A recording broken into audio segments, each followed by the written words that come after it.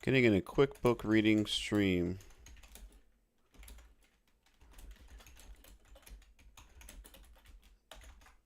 Alright. So live now.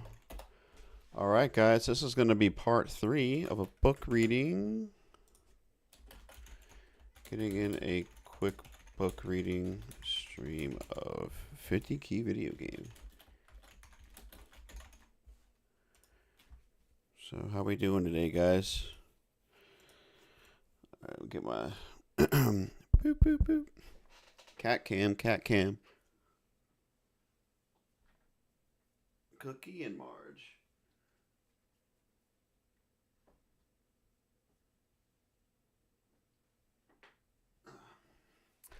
Well, looks like I stirred Cookie up. She's flipping out. Alright guys, welcome to the stream today. And today, tonight, this evening, continuing 50 Key Video Games. This is the third part of this series, as you may call it. And I started reading a few games. I think I've been doing 3 games each book reading stream. I've been reading in chronological order. So the first stream was the early 70s, late 70s. And then I started the second stream with the few games from the early and mid 80s. And the last game I talked about of that was Super Mario Bros. I want to start off with the mid to late 80s and early 90s. And I'm definitely skipping some games because I want you guys to check this book out. I don't want to spoil it all for you. And I mean, a ton of these games I've never even heard of, so I kind of want to read the juicy ones, you know, like the bangers. So what we are going to go with as far as this stream, part 3 of 50 Key Video Games, The Legend of Zelda. Let's start with that from 1986. This is on page 153, so let's take a look at 153. All right, so The Legend of Zelda. So this one is about 4 pages long, maybe like 5, but and there's like 4 bullet points. I'm going to read the introduction to The Legend of Zelda, and let's get some history. And let's begin. In an interview for the release of The Legend of Zelda Sound and Drama music album from 1994, Shigeru Miyamoto, game designer and director of Nintendo, described his game with a simple premise, quote, "An everyday boy gets drawn into a series of incredible events and grows to become a hero," end quote. Such a common, even cliched, hero's journey tale description is a rather humble one given the massive critical and commercial success of Nintendo's 1986 game, The Legend of Zelda. The title would eventually sell more than 6.5 million copies and grow into a series of 18 games and a global multimedia franchise. In 2016, the Strong Museum of Play inducted The Legend of Zelda into their World Video Game Hall of Fame, citing its then novel combination of story, exploration, puzzles, and mechanics that would serve as inspiration for many games to come. At the time of writing, more Zelda games are in development as the series is firmly established as a Nintendo flagship title. In this chapter, italicized Zelda and The Legend of Zelda are interchangeable terms. Alright, so that was the intro. The first bullet point, as we call it, is the adventure begins. The Legend of Zelda begins with a prologue detailed in the game's instruction manual. Princess Zelda has hidden 8 pieces of the mythical Triforce of Wisdom throughout the land of Hyrule, hoping to keep it away from the game's chief antagonist, Ganon. Ganon seeks world domination by obtaining all of the pieces of the Triforce, which would bestow upon him unparalleled abilities. Having already stolen the Triforce of Power, Ganon imprisons Princess Zelda.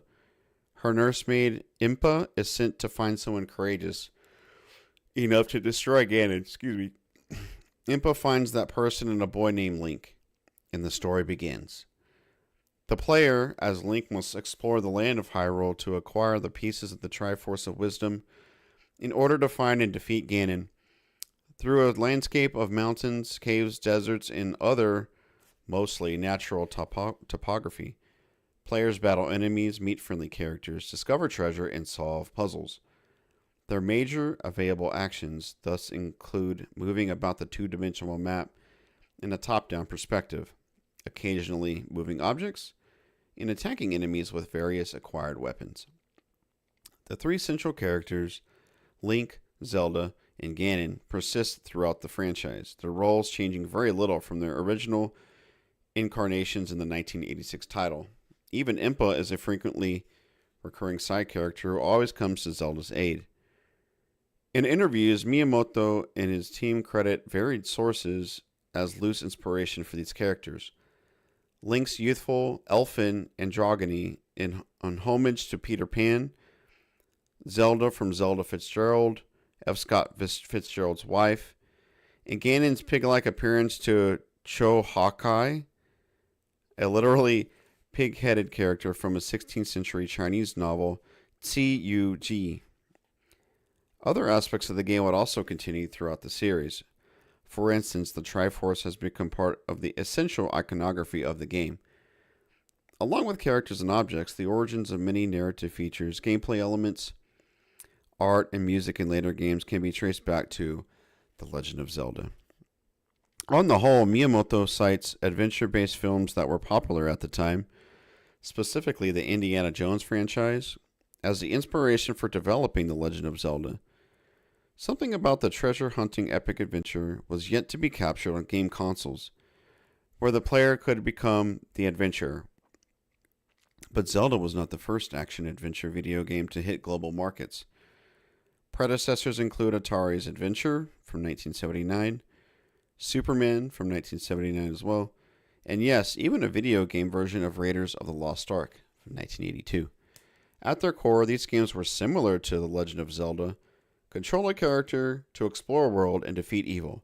However, Nintendo's relative success with Zelda points to a kind of magic synergy of factors that propelled the game to popularity and admiration worldwide, some of which could be attributed to game design, some to Nintendo's technology, and some to marketing decisions. A powerful Triforce indeed. Next bullet point: technology and marketing.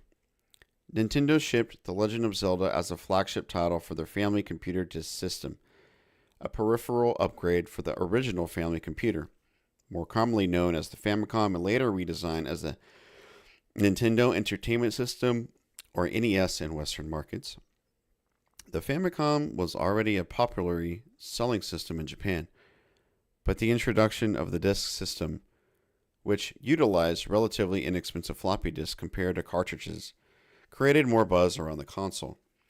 The FDS offered increased sound channels, storage capacity, and the ability to rewrite disk with new game data. As an FDS launch title, The Legend of Zelda was the very first console game to allow the player to save their game progress, an innovation that greatly expanded gameplay horizons. Designers could introduce greater levels of difficulty and complexity in games now that players had a safety net in case of failure. On this measure alone, The Legend of Zelda felt like a big and expansive game. If players could pick up where they left off, they can spend more time invested in the world and the progress through it. This technological feature thus enabled a feeling of epic adventure in a way that prior games could not. It also set it apart from its immediate Nintendo predecessor, Super Mario Bros. of 1985, which was modeled more closely on its arcade origins. A Mario game offered relatively accessible, discrete level-based challenges that allowed for racking up points and achieving high scores. The Legend of Zelda, on the other hand, drew more inspiration from the feeling of an epic adventure rather than from a set of fun interactive mechanics. Miyamoto credited his experiences as a child exploring nature around his home in Kyoto, Japan, as his inspiration, pointing to a particular sense of wonder and discovery that he wanted to capture. Miyamoto aimed to bring that explorative effect to Zelda, stating that he, quote, wanted to create a game where the player could experience the feeling of exploration as he travels about the world, becoming familiar with the history of the land and the natural world they inhabit. Close quote. Of course, a totally unbounded game could engender frustration and confusion in players, so balancing traditional elements of goal-oriented gameplay and player guidance was a key factor in the design process. In Zelda's early stages, game testers complained about its high level of difficulty. Miyamoto responded by taking Link's sword away, having the players start off with no weapon at all, which forces them to begin the game in exploration mode. Where is the weapon I need to defeat these monsters? It's with the old man in a cave, featuring the now iconic line in English translation, "It's dangerous to go alone. Take this." The decision to have players search for Link's sword at the very beginning meant that Link was likely to die at least once before the player realized what to do, presumably leading to even greater frustration than the playtesters had initially noted. But Miyamoto banked on something else, that players might go beyond the game itself to try to figure things out. He expressed the hope that players would seek out each other to form a community around playing Zelda and discovering its secrets. He'd seen it in communities that had developed around role-playing games and was thus inspired to try to proactively foster these conversations through the complexities of Nintendo's new, expansive game. Another strategy for developing the world of Zelda was to make significant use of the instruction manual that came with the game, as well as including a map. This essentially expanded the world of the game beyond the screen, a deliberate goal of the team who sought to, quote, reinforce the feeling of the game's epic setting. After the title screen, an opening crawl displaying numerous and diverse items and icons in the game scrolls until Link appears, holding up a sign that says, "Please look up the manual for details." The manual was full of extra material, such as story lore, character information, and helpful hints for solving puzzles. The difficulty of the game, alongside this title screen directive, encouraged players not only to read the manual, but also to buy a hard copy of the game rather than acquiring it at an FDS disc rewriting kiosk. Placing greater value on material aspects, rather than just the virtual elements, helped plant the seed of the game's lasting legacy. As one nostalgic gamer put it, quote, "This was a ridiculously premium product, a Fabergé egg in a black sleeve, and as a kid holding both the gold box and the gold cartridge, you felt like you just unearthed a treasure." Close quote. Alright, so the next bullet point is the sound of adventure. And I'm not going to read that one. I'm going to let you guys, I don't want to spoil this book too much, guys. This is like a select reading. So, that was The Legend of Zelda. I'm going to skip SimCity from 1989, Sid Meier's Civilization from 1991, and I'm going to go to Mortal Kombat, 1992. Let's read about Mortal Kombat history, guys. This is on page 166. I can barely read it. Mortal Kombat.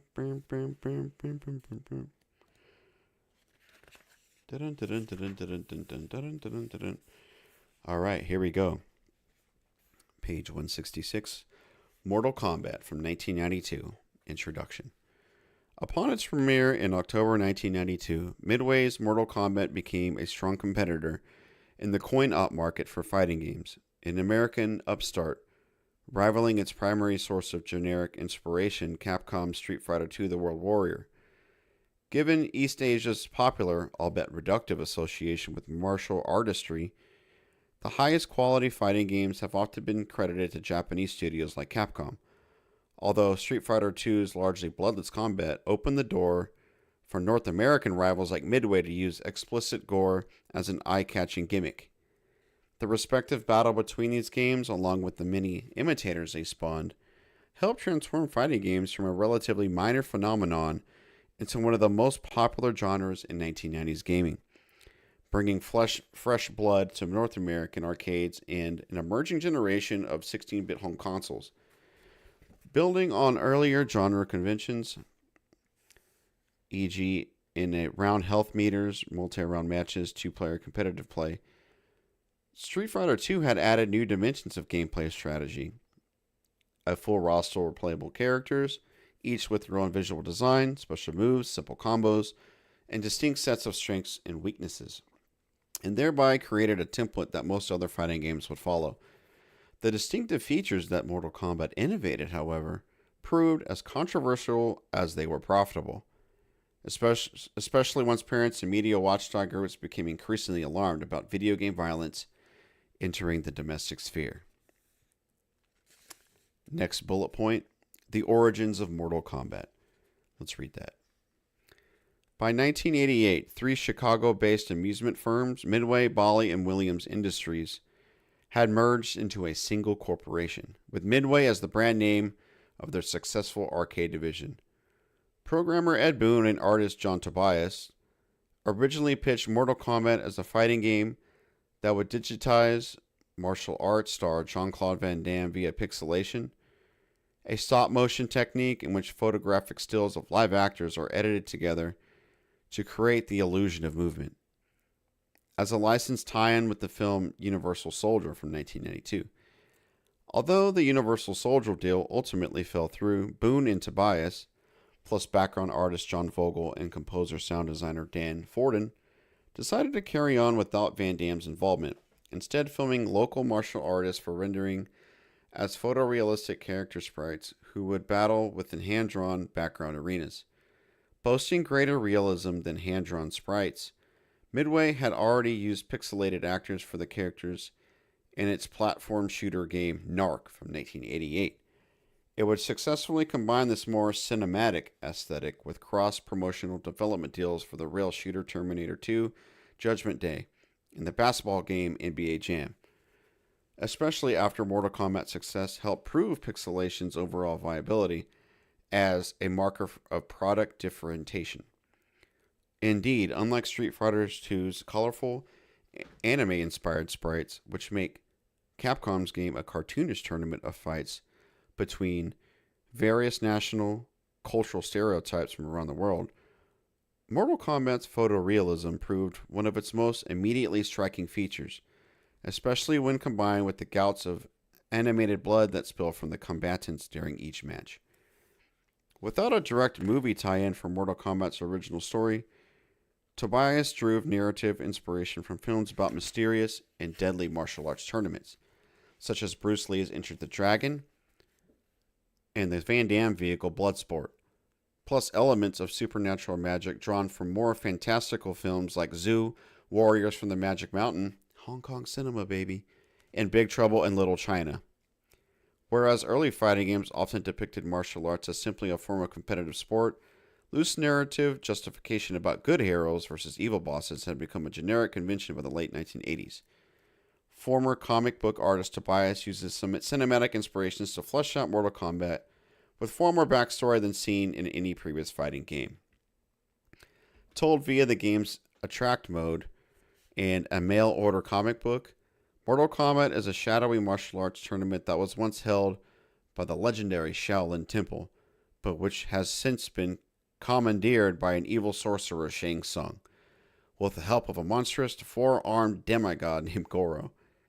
Each of the 7 playable characters also has specific motivations for participating in the tournament, but they must ultimately fight their way up to the 2 boss characters to prevent Shang Tsung from gaining immortality by continuing to harvest fallen combatant souls.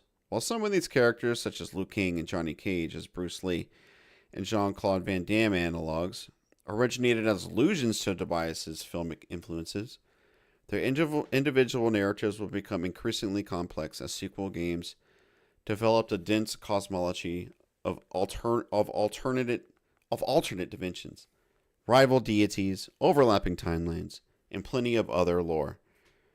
Already dripping in Orientalist texture, Mortal Kombat's diegesis gained an even darker and more mysterious ambience through Midway's deliberate inclusion of various Easter eggs, like an unlockable fight against the hidden character Reptile, whose existence arcade gamers are largely spread via word of mouth, leading to further rumors and speculation about what other hidden features might be encoded in the game. Indeed, Mortal Kombat's creative team would increasingly seed Easter eggs and running jokes into the series, whether as non-existent features teased in the game's audit menu, accessible only to arcade operators, it says, or by incorporating the ideas developed by fans' overactive imaginations into new features present in later games.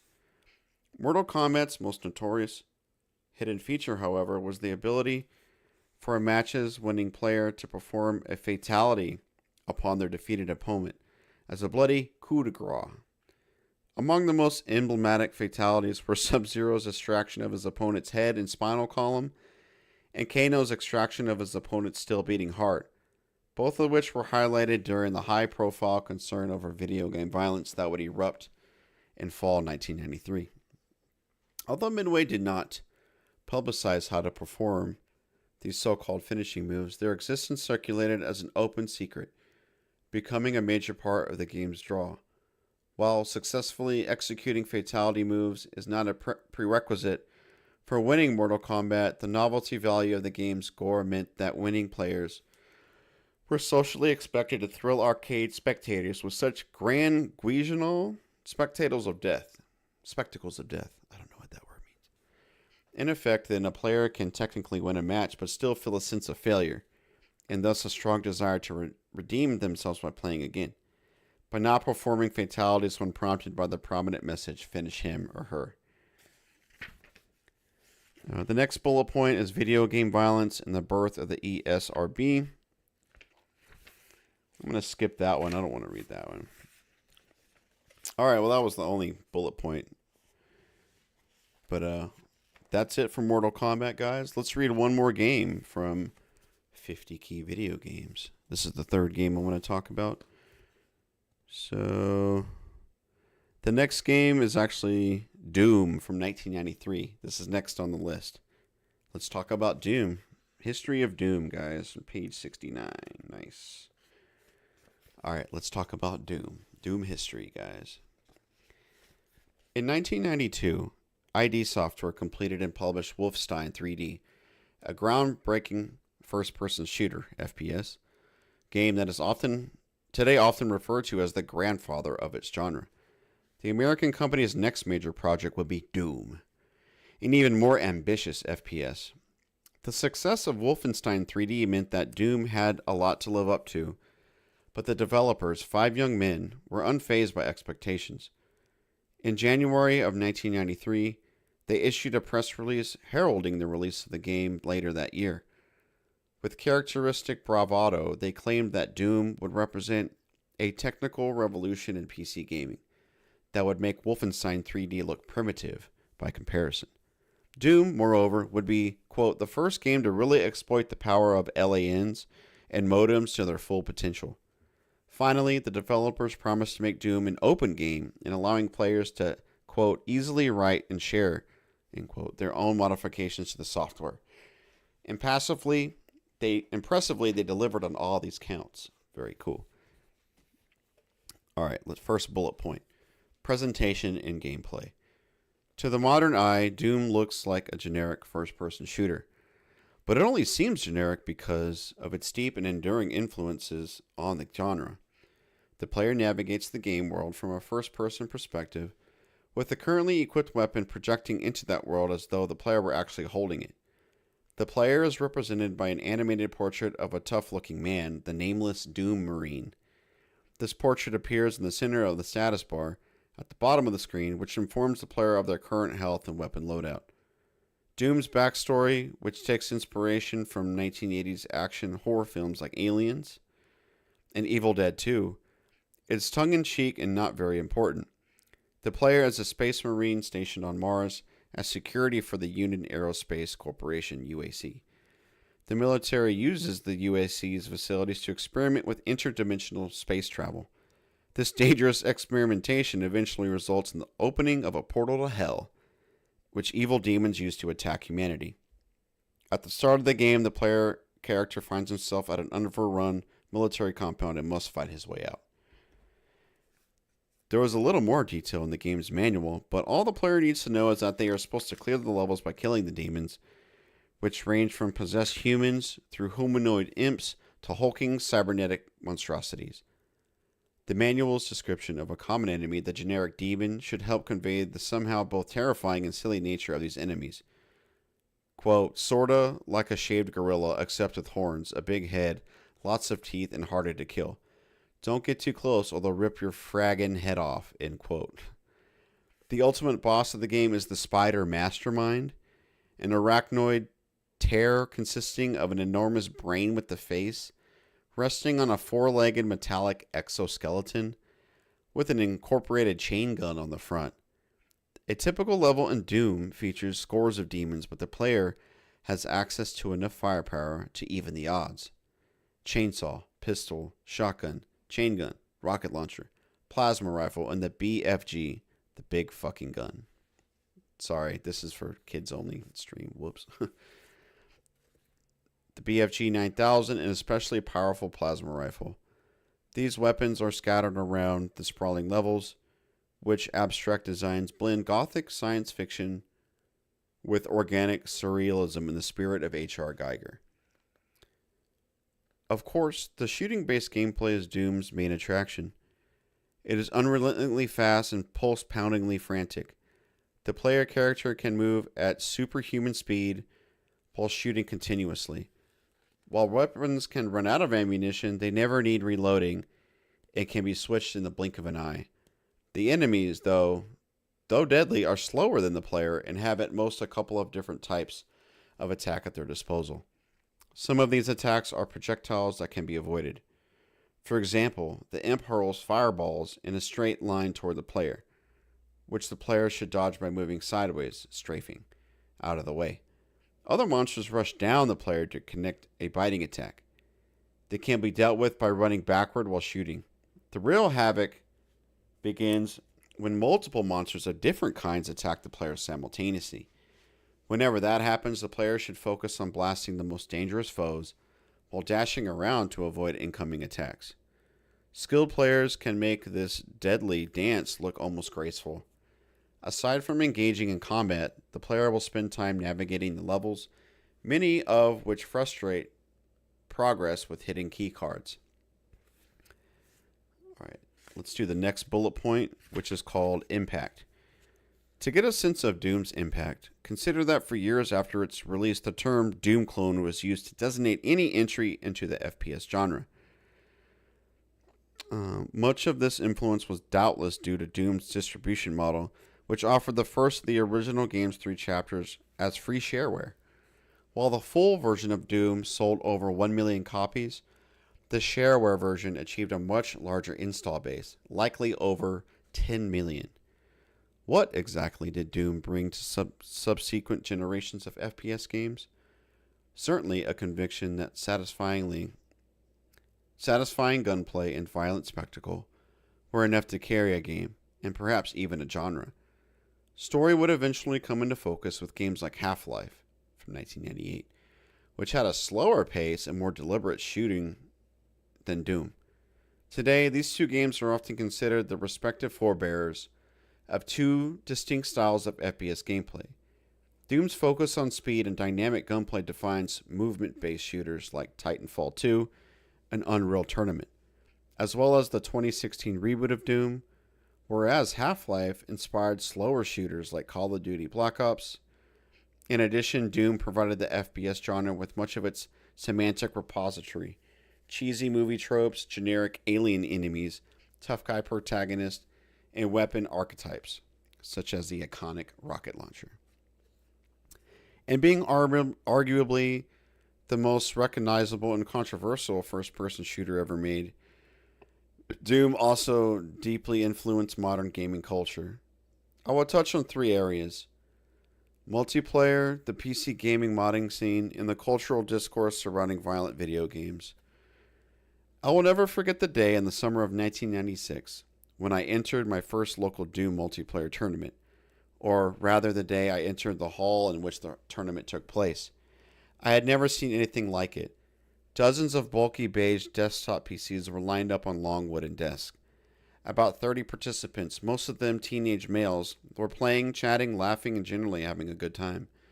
My best friend and I, both 9 years old at the time, arrived at the scene with what we thought was well-earned confidence. After all, We had practiced on Doom's challenging single-player campaign for months, but competitive multiplayer was a different beast. We could not believe the speed and accuracy of our would-be opponents. After watching the action for just a few minutes, we understood that all that was there for us was abject humiliation and slinked home. For me and for many players in the mid-1990s, Doom's multiplayer was something new and special. Just the idea of a friendly shootout in a virtual 3D environment was exciting. To be sure, Doom was not the first game to offer networked FPS multiplayer. That honor goes to 1973's Maze War, but Doom popularized it and put it online. Doom offered 2 multiplayer modes, each available for 2 to 4 players. Cooperative gameplay allowed players to take on the game's monster-infested levels together. The second mode had players shoot at each other instead, earning a frag with each successful kill. Designer and programmer John Romero coined the term deathmatch for this mode, a label that still shows up in modern FPS games. About Doom's multiplayer, the developer's original press release had made the bold prediction that it would become, quote, the #1 cause of decreased productivity in business around the world. They may have actually been right about that. In 1994, Computer Gaming World reported that Intel had banned Doom from the work environment. This happened, quote, after several Intel subnets were rendered inoperable during lunch hour, as employees raced to get in a game of multiplayer Doom deathmatch. Other businesses and universities were going to ban the game because it stole employees' time and hogged computer networks. That's pretty funny.